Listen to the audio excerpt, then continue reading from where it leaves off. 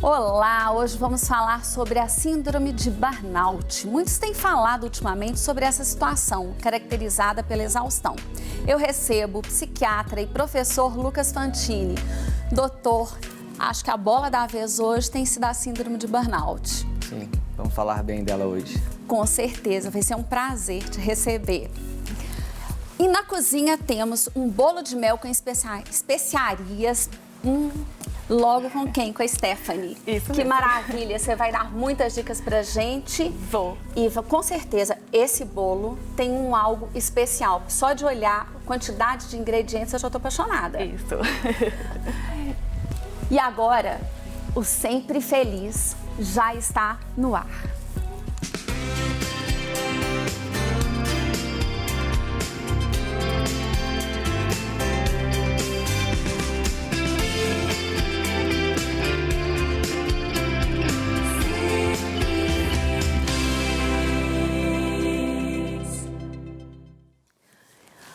Professor, que honra estar aqui. A primeira coisa que eu queria tirar uma dúvida com o senhor. A gente fala burnout ou muitas pessoas falam burnout. Qual que seria a diferenciação? A forma que for melhor para cada um. Então tem burnout, tem burnout, tem burnout no francês também. Então escolha a que for a melhor pronúncia para você. Então vamos com burnout. Vamos no burnout. Então, perfeito. E o que seria o burnout? Então vamos lá. O burnout ele é o esgotamento devido a um estresse crônico.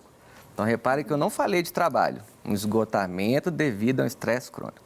Há 2 anos atrás eu estava preceptorando um aluno e ele falava comigo igual você está falando e eu não escutava ele. De repente eu parei de escutar. Pensei, gente, não é minha escuta, o problema não é na escuta, né? Era como se ele estivesse de fundo falando comigo, se lá no fundo ele estivesse no muting.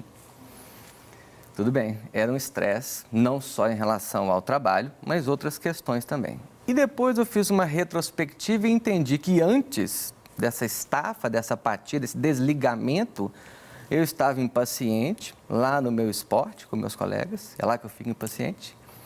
Depois eu fiquei ansioso, angustiado, cansado e depois eu desliguei.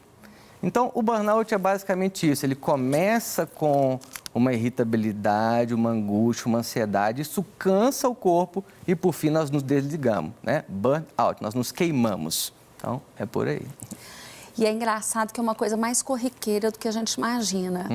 E vivenciar esse burnout, como que foi a sensação? Porque além de médico, professor, você vivenciou isso. Como que foi essa experiência não tão agradável? Casa de ferreiro, espeto de pau, não é assim? Então, a gente não vê isso chegando. O médico, ele trabalha muito, mas isso não é só do médico, né? De todos vocês que estão aí, telespectadores. Então, nós trabalhamos quase que sem ver, com um hiperfoco, uma hiperprodutividade. E, principalmente, eu gosto do que eu faço, né? Mas ainda assim vai ser um trabalho. Citando até aqui Gênesis, né? No suor do teu rosto comerás o seu pão. Então, o trabalho, ele sempre vai ser um trabalho. Então, temos que ter cuidado. Não dá para achar que o trabalho é uma diversão. Isso não é uma verdade. E eis que, de repente, eu me pego, né, assim, desligado do mundo. E não era só dos alunos, era do mundo, da minha casa, do meu esporte. E eu ia me isolando. Então, eu te diria que foi um susto. Fui pego de surpresa. E é uma doença silenciosa, porque a gente não consegue perceber esse ruído de uma hora para outra. Igual o senhor está falando, foi um processo, tem irritabilidade. Isso. E as pessoas que estão ao redor, elas não conseguem também fazer esse diagnóstico. E aí o que você disse, Lorenzo, ele é insidioso, né? Ele vai entrando, a pessoa vai mudando, pode estar um pouco nervosa, pode ser em relação a um filho, ao trabalho. As questões vão entrando e ninguém nota, vai se acostumando com aquilo, até que a pessoa se desliga do mundo, né? Do trabalho, da esposa, do filho, do marido, né? Desliga-se do que está ao redor, né? Então, realmente, não é nada agudo que dê para apontar e dizer, fulano está doente, né? É interessante essa fala, né?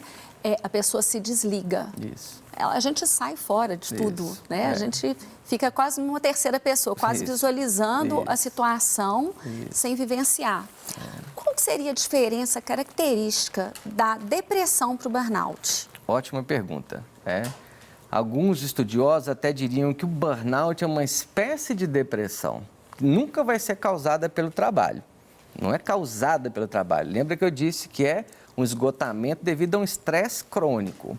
Então, a depressão, ela tem seu componente reativo, ela tem seu componente endógeno, né, de dentro do corpo, né, fisiológico. Nós estamos com o uso de substâncias ou medicamentos e temos também em relação a alguma doença. E a diferença da depressão é que a base dele, o sintoma cardinal, índice, é humor deprimido e uma falta de prazer. Então, além da pessoa poder se isolar, tem esses como os critérios acessórios, ela tem humor deprimido e ela não tem prazer na vida. Ela não consegue ser reativa em relação ao mundo com alegria. O burnout é um desligamento, que tudo bem, até poderia ter essa falta de prazer, mas ele vem antes com uma irritabilidade, ele vem antes com um hiperfoco lá no trabalho, uma hiperprodutividade. Imagina que aquele micro-ondas, você liga ele na tomada de 220, ele é 110. Ele vai rodar primeiro muito rápido, depois ele vai rodar mal e aí ele vai queimar, né? Então, o burnout ele é algo assim interligado com os estresses crônicos da vida. A depressão não, ela pode ser, né, de forma insidiosa também, mas sem nenhuma reação. E principalmente o humor que se deprime e uma falta de reatividade em relação ao mundo. Temos outros acessórios. Não durmo bem, não como direito, o pensamento fica lentificado, não concentro, penso que a vida não vale mais a pena, né? Uma entidade, né, nosológica, uma doença muito grave. O burnout também, mas tem essas particularidades. Então, quando a gente fala que todo burnout antecede, ou melhor, vem após uma depressão, isso não seria uma coisa correta para se dizer. Não. Vai depender de caso para caso. Isso. Existe uma discussão polêmica que, assim, burnout é uma doença ou não é uma doença? Né? Não, não é uma doença, é algo reativo ao trabalho. Não vou entrar nesse mérito, mas a depressão, a síndrome depressiva, ela é caracteristicamente uma doença. Uma suposta etiologia, né, de neurotransmissores cerebrais, cortisol e etc. O burnout, não. O burnout, ele é uma... Tudo bem, vamos dizer então que ela é uma doença, mas ela tem uma outra vertente, não é a vertente da depressão. Ela até pode ter alguns sintomas da depressão, mas ela não está obrigatoriamente interligada com a depressão, né? Não seria correto. Pode acontecer uma depressão dentro do burnout? Pode. Pode ter uma depressão e vir um burnout? Pode. E pode vir os dois juntos, mas elas são diferentes, né? Não são a mesma doença. Né? Perfeito. Agora a gente vai assistir um depoimento com a Thaís, que passou por esse processo. Meu nome é Thaís Xavier e eu passei pela síndrome de burnout em 2019. Na época eu não fazia ideia do que estava acontecendo comigo. Eu sofria com muita enxaqueca, mal-estar, problemas intestinais. E toda vez que ia ao médico, sempre associava a virose ou um mal-estar qualquer. Com o tempo, passei a ter crise de ansiedade. E aí começou palpitações, taquicardia, falta de ar. Eu fiquei completamente incapacitada de trabalhar por uns meses, pois as dores no corpo que eu passei a sentir eram insuportáveis. Ninguém sabia exatamente o que eu tinha. Eu fiz vários exames para descartar problemas reumatológicos por causa das dores que estavam cada vez mais fortes. Até que, por exclusão, diante de vários exames que eu tinha feito, fui diagnosticada com fibromialgia.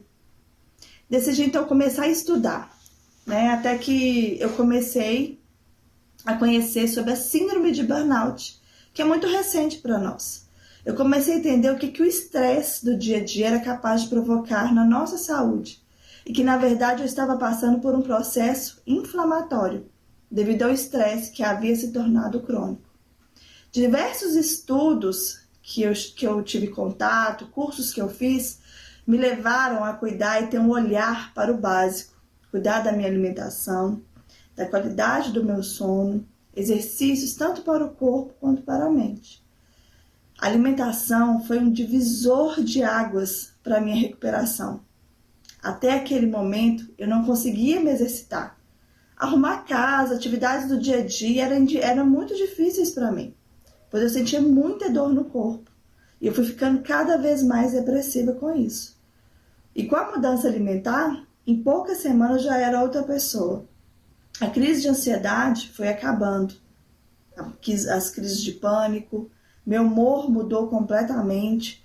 eu comecei a ter cada vez mais condições físicas, né, e até mental, de seguir adiante com os cuidados da minha saúde. A gente acaba negligenciando o básico, esquecendo do básico da nossa estrutura. Já não tomo nenhum tipo de medicamento há quase 2 anos. Estou muito mais feliz e realizado com a minha nova profissão.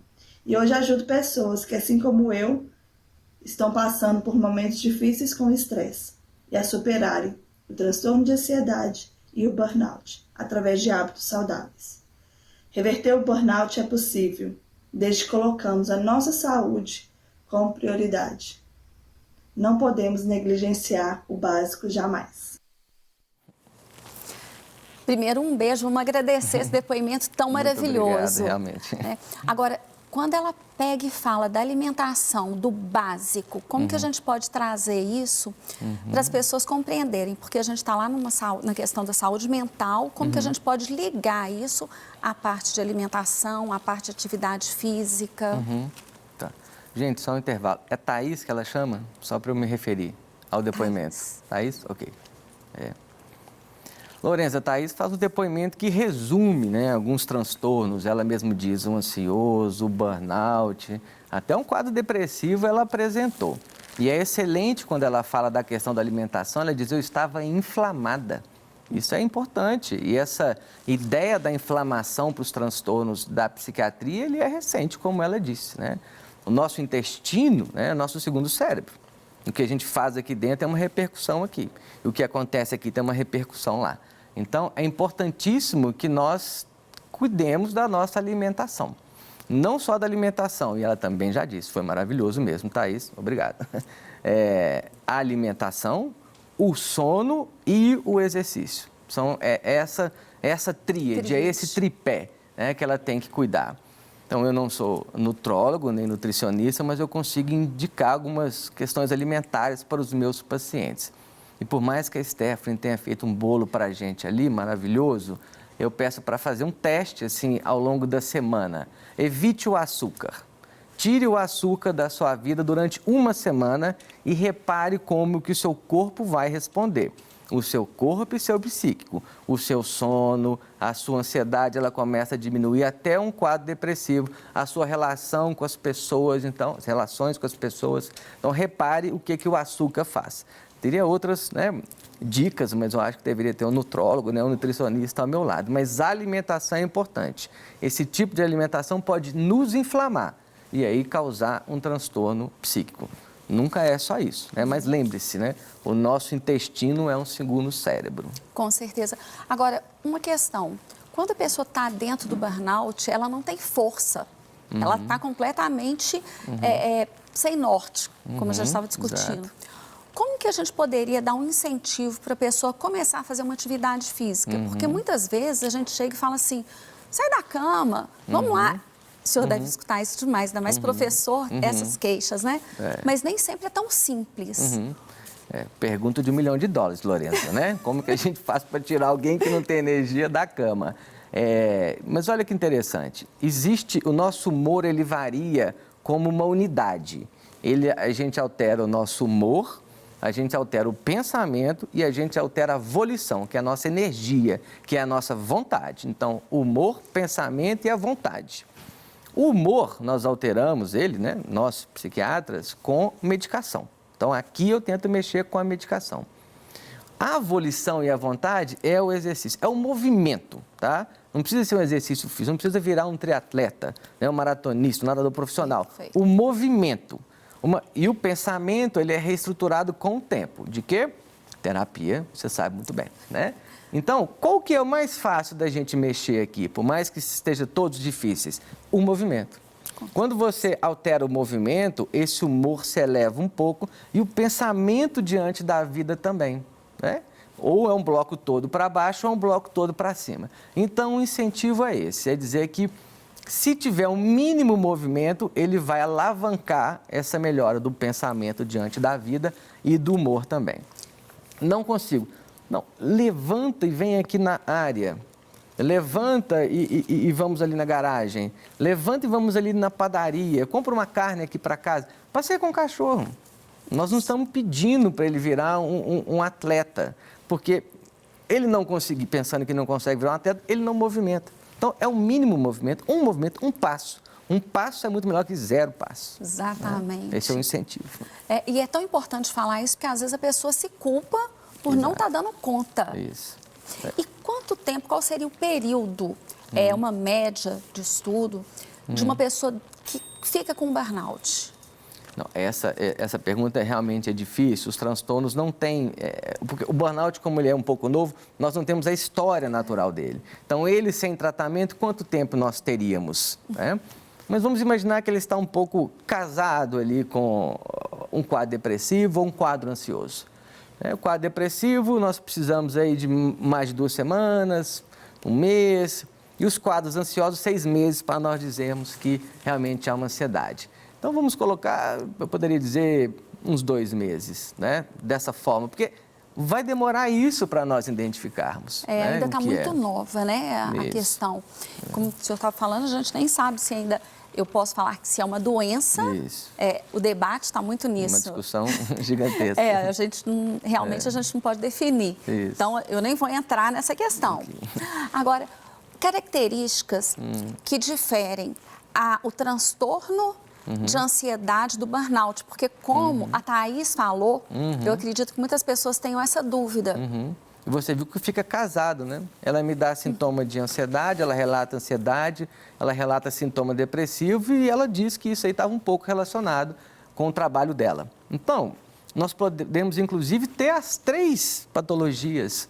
Ele pode ser um transtorno ansioso, transtorno de ansiedade generalizada, ou uma fobia, ou um pânico, que ela disse que teve, um quadro depressivo e o burnout. Eu não preciso ter, um não exclui o outro, né? Mas vamos tentar diferenciar. Primeiro, o que é ansiedade? Todo mundo diz, eu tenho ansiedade, eu sou ansioso. Que bom você não está morto. Né? Ansiedade nos movimentos, eu estava ansioso ali fora. Como é que vai ser minha performance? Mas, então, quando essa ansiedade, ela agudiza, mas o que é a ansiedade? Olha que interessante. É um sentimento de medo e um estado de alerta. Em relação ao quê? Ao futuro. Então, o ansioso, com o transtorno ansioso, ele está o tempo inteiro com medo do futuro e alerta. E se ele está com medo do futuro, é algo que está em torno dele. Ele vai estar pronto para brigar ou lutar, fugir ou fingir de morto. Então, ele cansa. Ele tem palpitação, Thaís falou. Tem rigidez muscular, falta de ar, sensação de sufocamento. Pode até pensar que vai morrer e ficar doido. Porque o futuro está sempre à espreita. E ela está pronta para lutar, fugir ou fingir de morto. Mas, ok. Qual que seria a diferença? Os transtornos ansiosos é isso, a ansiedade ela é agudizada, ela te paralisa ou então ela te movimenta de uma forma desorganizada. E você vai estar sempre, você não, espero que você não, o paciente vai estar sempre com o medo do futuro. Então, o trabalho não vai dar certo, o ônibus vai demorar a vir, a minha filha não vai bem no colégio, o marido vai demorar a chegar, o bolo da Stephanie não vai ficar bom, será que eles vão gostar? O tempo inteiro pensando que o futuro é catastrófico e você tem uma repercussão física. Né? A depressão, mais uma vez, é uma paralisação. Tudo bem que burnout tem também, mas é um humor que se deprime. A visão do paciente em relação ao mundo é negativista, catastrófica. Ele não consegue ver essa parede rosa, né? A boa iluminação da palavra Jesus, é tudo escurecido, uma névoa. E o burnout, não vamos discutir se é doença ou não, ele vai estar relacionado com o trabalho. Então, aquele estresse crônico, né, que leva ao esgotamento, vai estar relacionado ao trabalho. Então, o burnout ele tem um pouco essa ligação, né, com o trabalho. Professor, a questão do Covid-19, como que foi na clínica? Teve um aumento de burnout? Ou seja, tem alguma associação que a gente poderia estar ligando?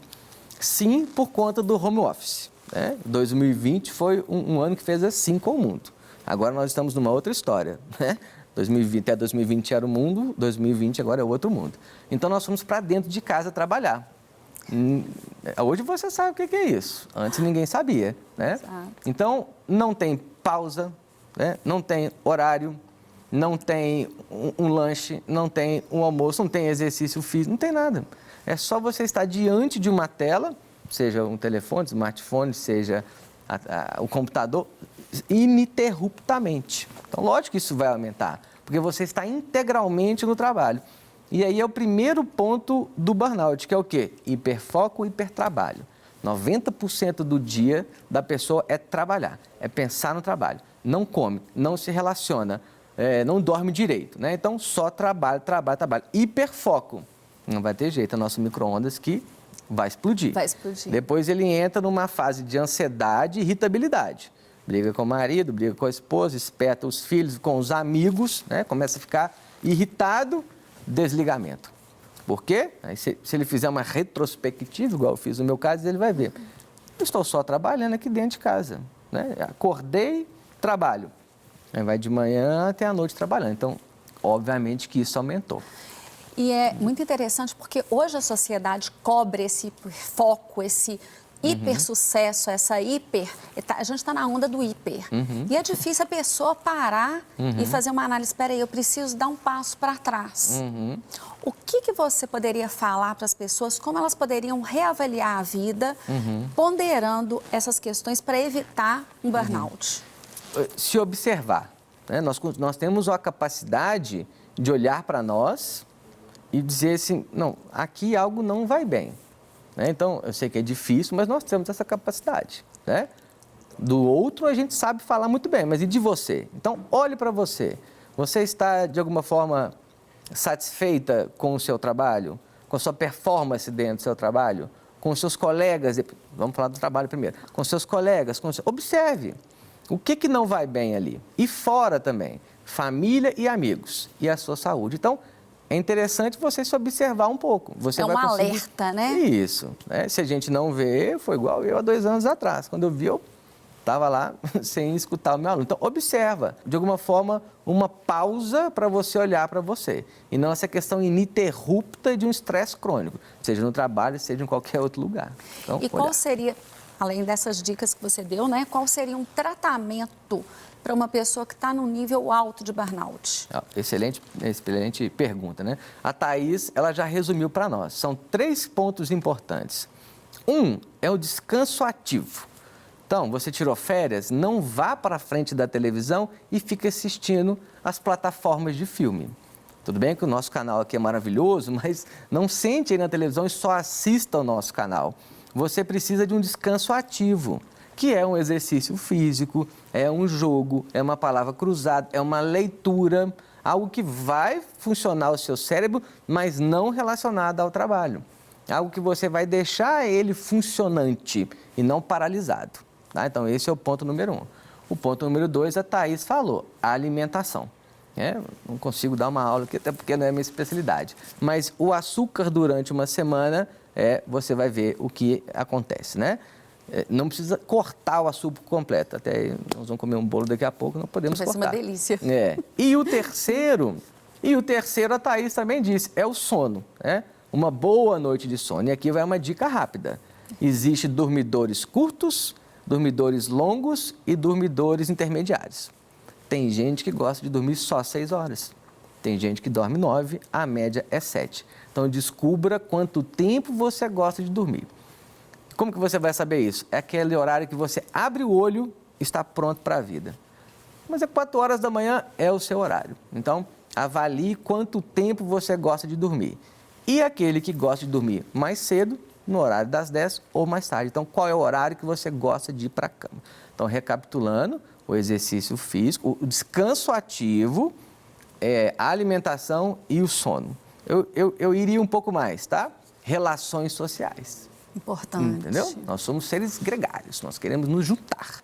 Então, relações sociais. Puxe sua família para próximo de você, puxe, né, os seus amigos, que isso nos sustenta. Perfeito. Só para a gente dar mais uma pincelada, qual seria eu não vou nem falar o percentual, porque como a gente está falando, é uma síndrome nova. Isso. Mas existem, por exemplo, relatos de acontecimento de burnout em alguns setores a mais do que outros? A cifra nós até temos uma. Queria que você não perguntasse, porque ela é alta, é de 30%. Então, nessa sala aqui, se tem 10 pessoas, 3 vão passar por isso, infelizmente, né? Mas espero que aqui ninguém passe. Então, a cifra é essa, ela é um pouco alta. Então, Lourenço, em relação à profissão, não seria a profissão em si, seria uma característica do local de trabalho e da pessoa. Aquele local, independente de qual é, que o paciente não tem, corrigindo, gente, que o sujeito não tem um reconhecimento, ele pode sofrer da síndrome. Você tem que ir para um trabalho e você tem que estar no mesmo time, e não no time adversário. Então, imagine que você vai trabalhar, você tem pessoas contra você, inimigos e não aliados. E isso, a questão do Instagram, das redes sociais, aumentou muito a questão da competitividade. Com certeza, né? Aquilo ali é uma mentira da humanidade, né? No Instagram só tem pessoas bonitas, ricas, que estão de férias, bebendo ou um champanhe ou um suco, e na praia, né? Assim, sem nenhum problema na vida. E aí, quando eu olho aquilo, eu acho que só eu tenho um problema e ninguém tem um problema. E aí essa competitividade passa para dentro do trabalho também. Todos nós vamos estar competindo com o outro para ter a mesma vida virtual, né? Falaciosa, mentirosa das redes sociais. Então, com certeza, isso aumentará. E, por fim, as características da pessoa. A pessoa que é competitiva também, entende? Ela é competitiva, ela quer ser melhor até com ela mesma. A competitividade maior é com a gente. Com certeza. Né? Que se estende para o outro. Então, a pessoa competitiva e perfeccionista, entende? Tem que sair tudo do jeito certo. Não delego nada. Eu mesmo faço, é melhor que eu faça. Ah, ela vai ruir, porque ela não vai aguentar, né, fazer tudo que está em volta dela. E, por fim, o propósito. Então, juntando a questão do trabalho e do sujeito, é o propósito. Qual que é o propósito do meu trabalho? E o propósito do meu trabalho é o meu propósito de vida. Então, se eu não tenho, tipo assim, o que eu estou fazendo nesse mundo? Entendeu? Estou só repetindo. Essa questão é muito profunda quando a gente fala do propósito, tanto do que a gente trabalha, no propósito também em relação a gente, em relação à vida. Exatamente. O trabalho serve para isso. Tem um propósito de nós estarmos aqui. Né? Nós estamos informando a população. Você vai para casa, eu vou para casa feliz da vida. A Stephanie está ali para nos alimentar, ela vai feliz da vida. E quando a pessoa não tem nenhum propósito dali, no trabalho, ela vai para casa e diz, o que eu estou fazendo nesse mundo? Qual que é a minha missão aqui? Isso é doloroso. Né? Professor, uma alegria aprender tanto com o senhor, mas antes eu gostaria que o senhor deixasse o seu Instagram, o contato. Okay. Ótimo. Eu tenho um projeto, né, pensando nesse... Foi antes da pandemia, inclusive, né, o destino ele cruza de uma forma, né? Foi em 2019 que eu comecei um projeto que é a divulgação da saúde mental, a transmissão da saúde mental para a população geral, de uma forma simples, decodificada e gratuita. Então, o projeto chama-se Portal Movente, tá? Tudo junto. Está onde? Onde você quiser. Instagram, Facebook, LinkedIn, plataforma, YouTube e WhatsApp. Então, não tem desculpa para não nos achar. E lá você encontrará conteúdos da saúde mental, inclusive um blog post, né, referente à síndrome de burnout. Então, lá você vai aprender. E agora, um bolo de mel com especiarias que a Stephanie vai nos apresentar. Mas, enquanto isso, roda a vinheta.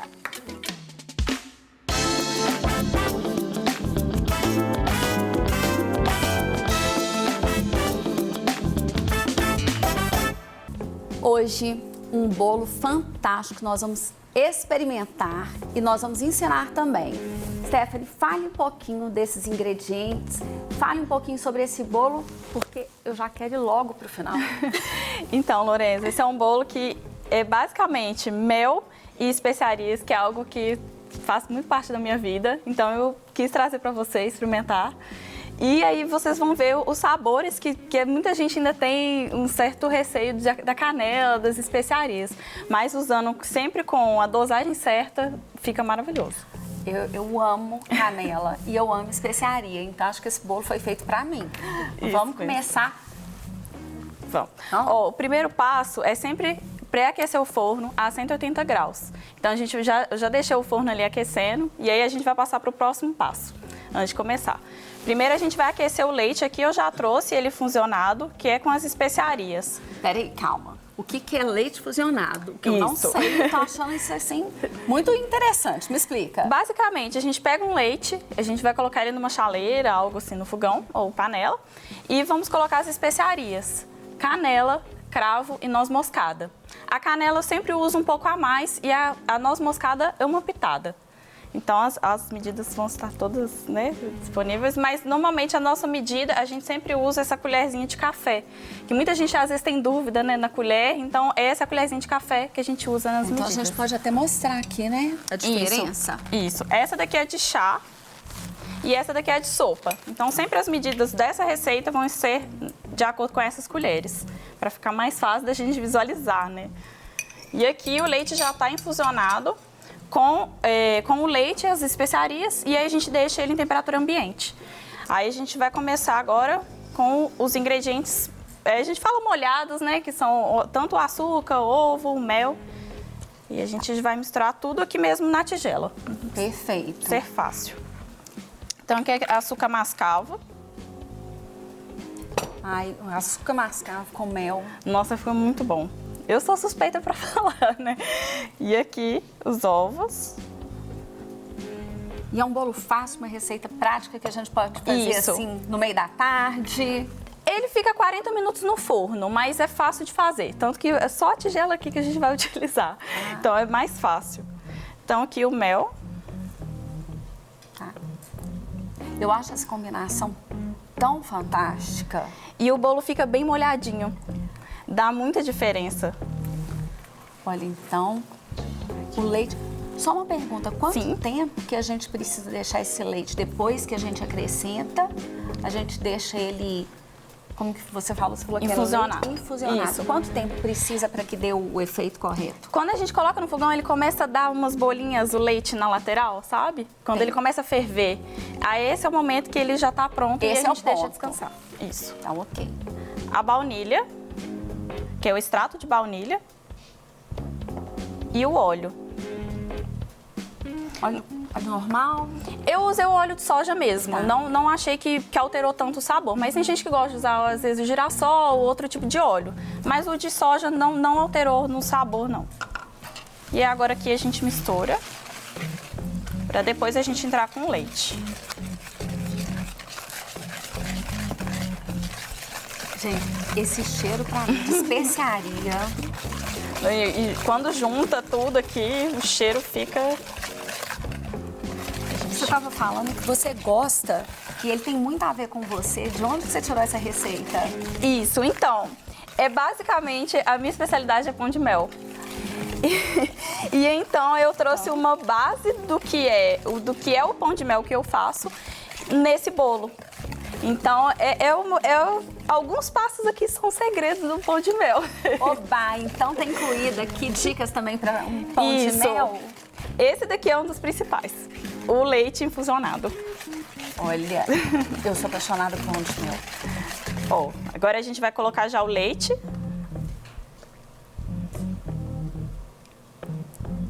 Aqui na garrafinha acabou ficando, ó.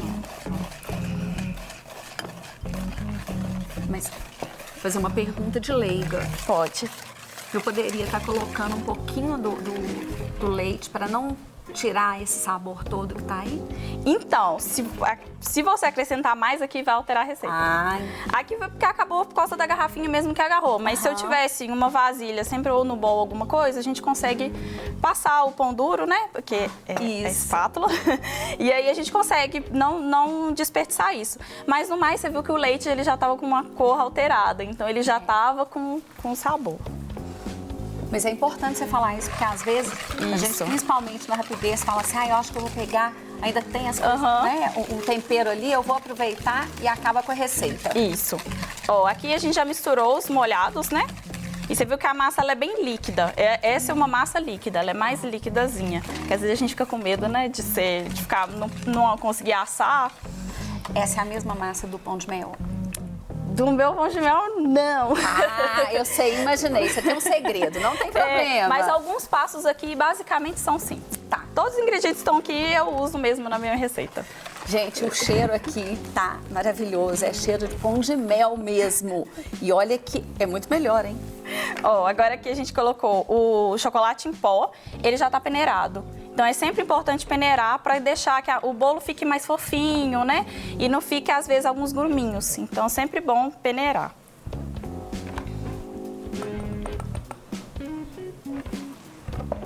Chocolate.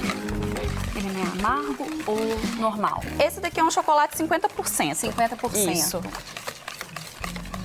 Mas eu posso variar, por exemplo, se eu quiser fazer com 70%. Existe essa variação ou não? Tem, aí a gente passa pro cacau. Esse aqui é o chocolate. Então ele tem acaba tendo açúcar na composição dele. Agora o cacau mesmo, né, que é aquele forte que tem mais sabor de chocolate, ele não tem um açúcar. Então aí a gente já tá quase meio fit, né?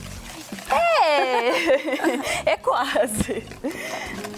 Aí aqui, a gente agora já vem com a farinha de trigo peneirada também já.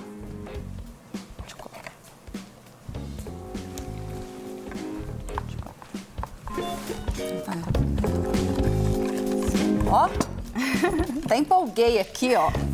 Aí aqui eu já vou colocar o bicarbonato de sódio e também o fermento em pó.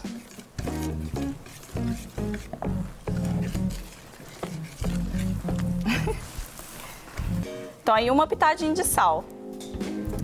O sal, nesse caso aqui, é mais para realçar o sabor. Normalmente o sal é usado mais para realçar, não para temperar, né? Igual, porque, querendo ou não, o nosso tempero aqui foi as especiarias. Então, basicamente, o nosso bolo tá pronto. Agora a gente coloca para assar. Meu Deus, que... Ai, eu tô muito, assim, feliz demais, porque o cheiro maravilhoso, tudo em uma só tigela. Isso. Prático, rápido. Essa é a minha cara. E essa foi a ideia, porque muitas das vezes a gente pode fazer no liquidificador também. Só que aqui eu quis trazer uma versão que é mais fácil de fazer em casa e a gente ter esse cuidado de poder fazer tudo aqui na tigela e ser mais rápido. E que não é tão difícil. O pão de mel, ele tem os segredos dele, mas é fácil de lidar com ele quando você aprende. Ah, então agora nós já temos aqui, agora nós vamos colocar no forno que já está aquecido. Isso. 180? 160, 180, que como essa é uma massa líquida, ele demora um pouco mais para assar. E aí a gente vai olhando de acordo com o tempo. Então você vai vendo que às vezes o bolo ele vai crescer, ele cresce. E aí o segredo é não abrir enquanto o bolo está assando. Eu tenho sempre esse dilema de não abrir. Como eu já sei, eu normalmente não olho o tempo, mas é sempre importante você, quando está começando a fazer, sempre olhar esse tempo. No mínimo 25, 30 minutos. Tem uma base. Isso. Agora me fala a respeito daquelas... Como que é? Seria uma forminha? Isso. Essa daqui eu trouxe até pra gente colocar o bolo pra assar. Ela é uma forma descartável praticamente, mas ela é forneável. Então a gente vai assar o nosso bolo aqui. E compra em qualquer lugar? Como que é? Loja de casa de festas, de confeitaria. Hoje em dia é muito mais fácil de encontrar.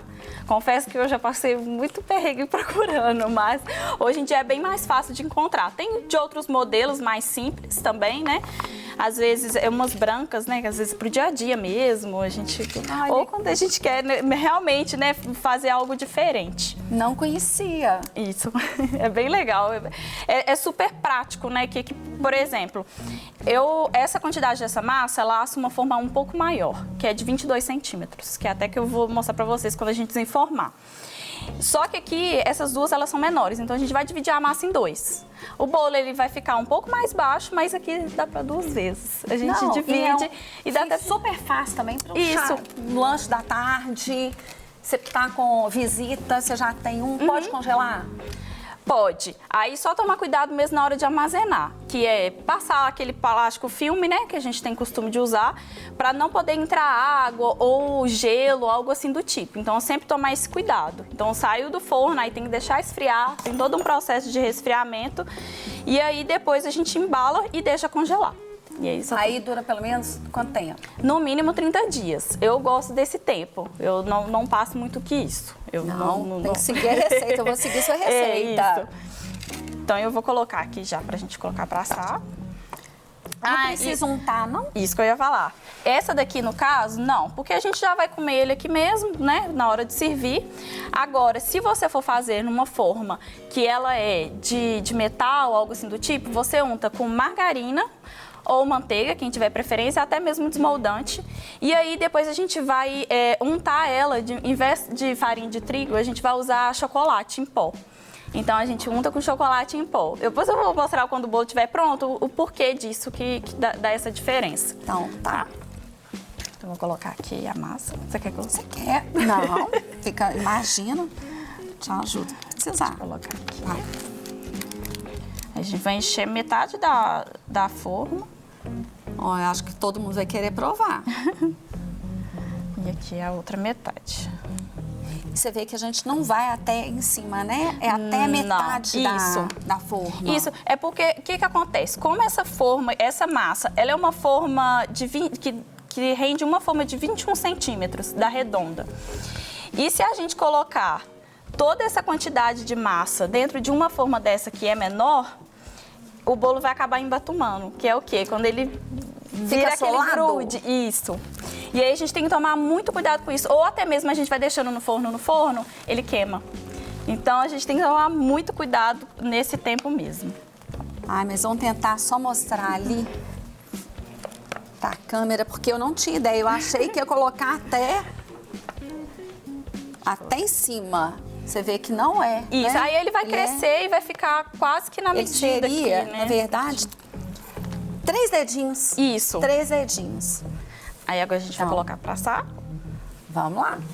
com o forno já pré-aquecido.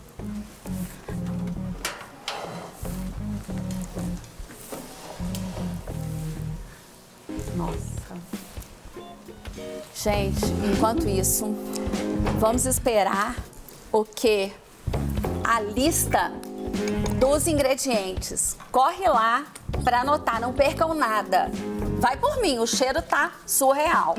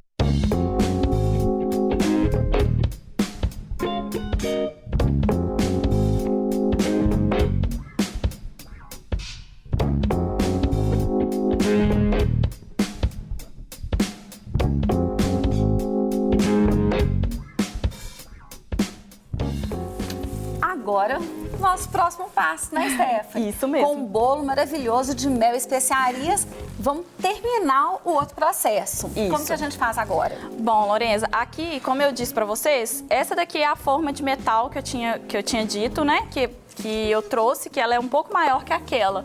Então, por isso que eu dividi a massa, optei por dividir para a massa não embatumar. Aqui, eu untei ele, vou até tirar aqui.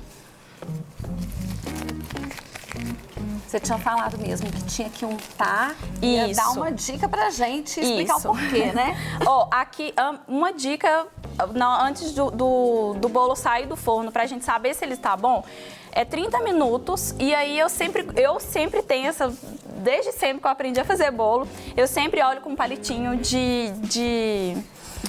pode ser um palito de fósforo, né? Aquele palitinho de dente.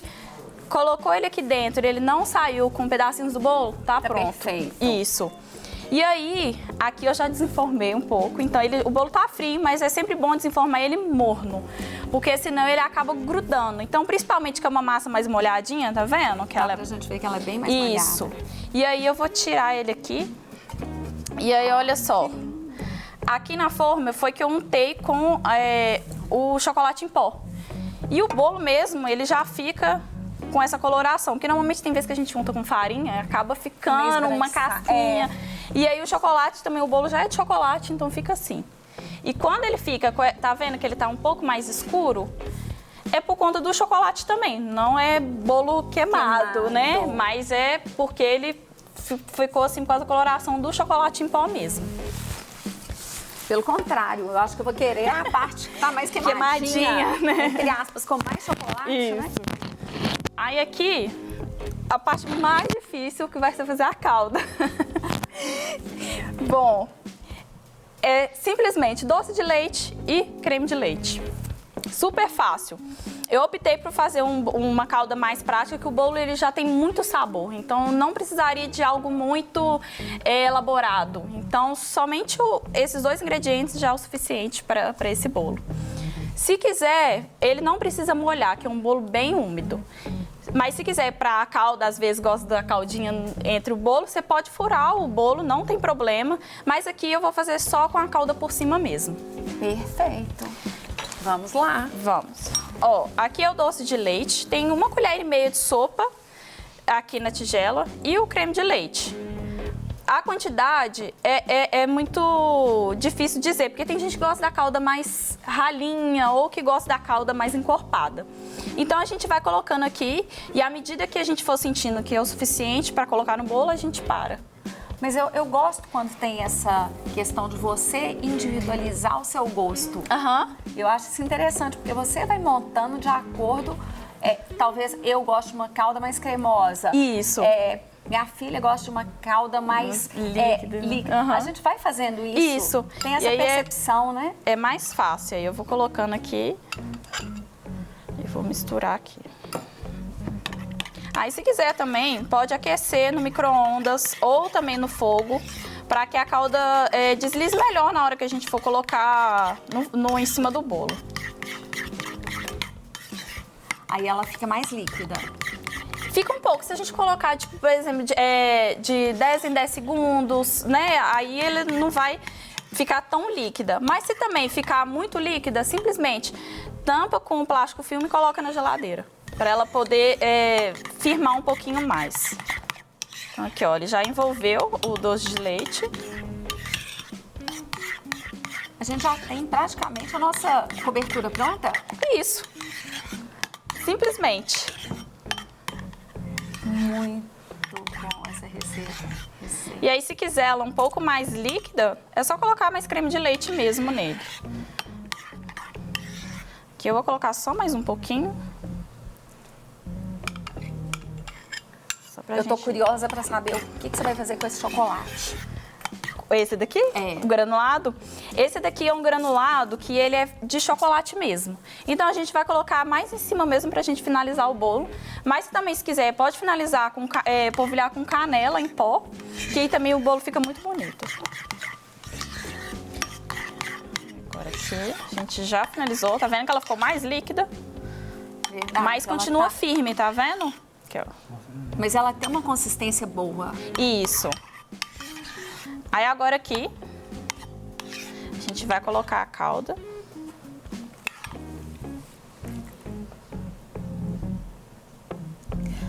Enquanto você termina aí, eu vou fazer questão de convidar o professor, né, Dr. Luiz, para vir à mesa para a gente poder experimentar essa maravilha.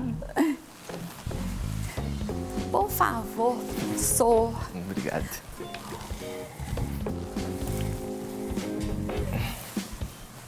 Vamos ver. Tava maravilhoso esse bolo. Só eu quero experimentar. Agora. Aí agora eu vou colocar o granulado aqui pra gente finalizar.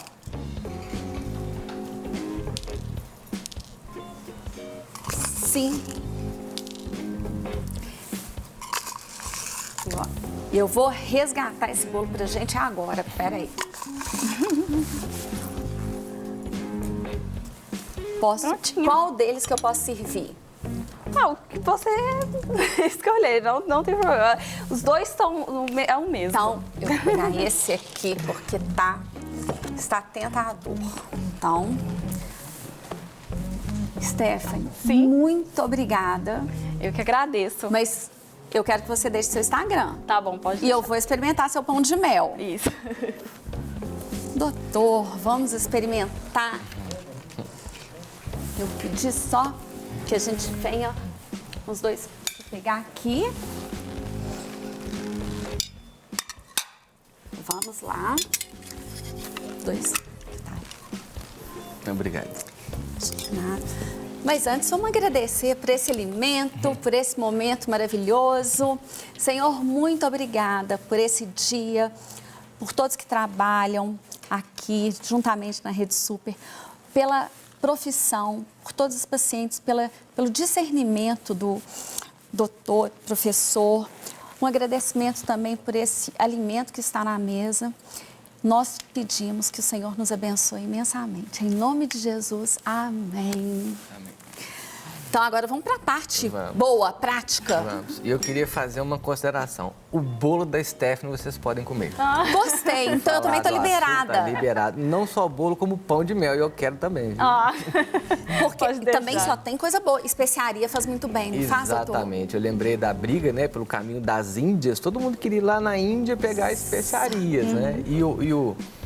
A essência desse bolo é a especiaria, não é o açúcar. Então, este pode.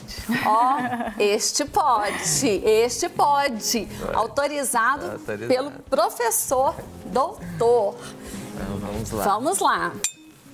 Será que eu vou estar uma boa dona de casa, gente? Vamos aqui pôr.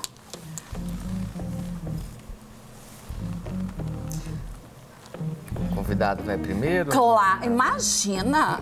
Por favor. Muito obrigado. Por gente. Olha, gente, a textura